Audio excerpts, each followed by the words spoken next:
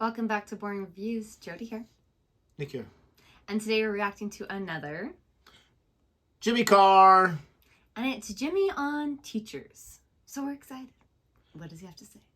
Yes, I'm excited to find out what he's going to say about teachers, because if you do not know, we are both teachers ourselves. I teach 4th grade. She teaches 7th grade English. She teaches 7th grade English. That's why I don't teach it, because I can't speak it. But excited to hear what he has to say. I'm excited to also laugh along, because there's a lot of things I can say negatively about the field as well, or even my ability to do the job. So all around, I'm excited. But I will say that one nice thing about being a teacher is the majority of people have nothing bad to say. Because the number one thing I hear is, I don't want to do your job. I couldn't do it. Okay, so they don't want that job. So they're so grateful that someone does so they can teach their kids. And then B, you're with kids all day, and a lot of people are terrified about that prospect. I always tell my students, excuse me, I'm not sick, it's just my throat's driving me crazy. I always tell my students that I would rather spend my day working with 30 kids, they're 4th graders, so 19-year-old, than 30 adults. And for anyone that's in any other kind of field where when you're with a bunch of adults you have to work with, you know exactly what I'm talking about. Think about group projects in college. Those were the worst. You had to come up with one product with your 3 to 8 different minds where you guys all want to pull in different directions. It's not fun whatsoever. So with kids who are teachable, yes, they can be annoying. Yes, they can talk back. Yes, they can be rude. But so can adults, for crying out loud. Some adults are more immature than kids are. So anyways, that's my whole thing with that. A lot of times it's just a lot easier with kids, because once they build that respect for you, they're going to do what you ask them to do. As long as you're not asking them to go wash your car. Keep trying. No one ever does that one. Let's say it is exhausting, but I love working with the kids too. I love working with the teenagers. They're fun. They can still be goofy. Doesn't matter. They just roll their eyes at me or laugh. But deep down, they love it. Listen, you got to pass the time anyways at your job. You got to work your 8 to 10 hours or whatever your hours are. So you might as well do it, having some fun, goofing around. But also, you're also teaching kids, hopefully helping them just a little bit. You're not a big part of their educational world, but just a small part, helping them to reach their academic dreams or whatnot. So it's all good. If you like our reaction to this anyway, please don't forget to like this video, subscribe to our channel, and hit that notification bell so you can be aware of our next uploaded video. But I'm hoping he really gives it to us here, because I'm going to enjoy that at the same time. Here we sing. Have we got any teachers in this evening? Is there show any teachers?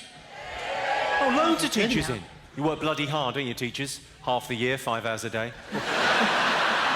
If only. 4.5. I'm not knocking it. I could never do what you people do for a living. Not because it's difficult. I wouldn't pass a CRB check. Wow. I've actually got a bit of a soft spot for teachers. I used to go out with a teacher, and she was lovely.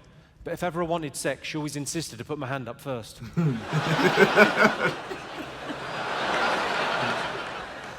That is ruder than it first appears. You're welcome. Have we got any special needs teachers in? You teach special needs? Oh, there was a woo over there. What's your name, man? They're the best. Danielle, very nice to have you in. All I was going to say about special needs teachers is you are the best and the brightest, in my humble opinion. The best and the brightest teachers. That's what I just said. I can prove it. We all know teachers socially, yes? Mm-hmm.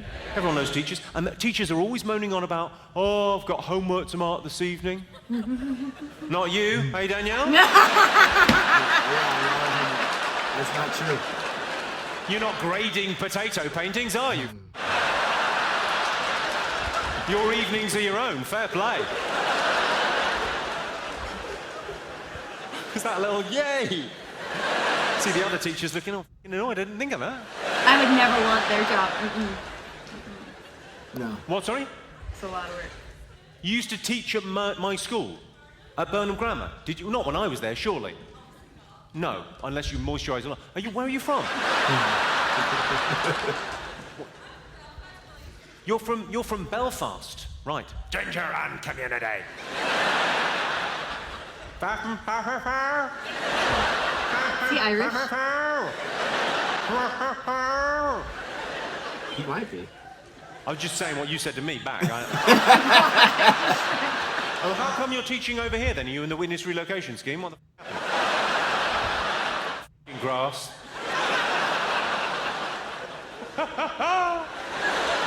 What do you teach? What subject? What, sorry? English? You can barely pronounce. Someone came up to me outside and went, "I thought you'd be younger." I said I was. I'm 40 years of age, but girls still check me out. I wouldn't mind, but they're so bloody obvious about it, pointing and whispering. Stranger danger. That's so good. That is such a good line. This is our last video that we're recording for today. Because we do a bunch of them, and our light just went out, so perfect timing. It's like, and nap time. It's done. Before we are. Mm-hmm. Oh my goodness, that was so funny. It's true. The biggest hurdle people think is that we have all these breaks, winter break, spring break, summer break off, and people think we're paid for it. But we're not paid for those times, at least in America. You don't get paid for that. You're only paid for the hours that we work. You work. But you work so much lesson planning and grading. When I'm grading all these essays, my husband will tell you, my children will tell you, I'm grading all night long for multiple nights a week. Like, it'll take me a couple weeks. And you don't get paid for those hours. You don't get paid for those only hours. while you're in the building during your contract time. So the summers are like so needed that, okay, I can rest now because I've just been working like crazy. And we're used to it too. Like, I think about that a lot. Like, I tell people, like, I just need to recharge, but like, what? Other people have really tough jobs and they don't get a chance to recharge. Right. You're so used to it mentally. It's so weird. And my dad was a teacher for 17 years. He told me the same things before he passed away. I'm a teacher now for 15 years. And by the time the summer's over or the summer begins, you feel it physically and emotionally and everything. I need a break. Mentally, I need a break.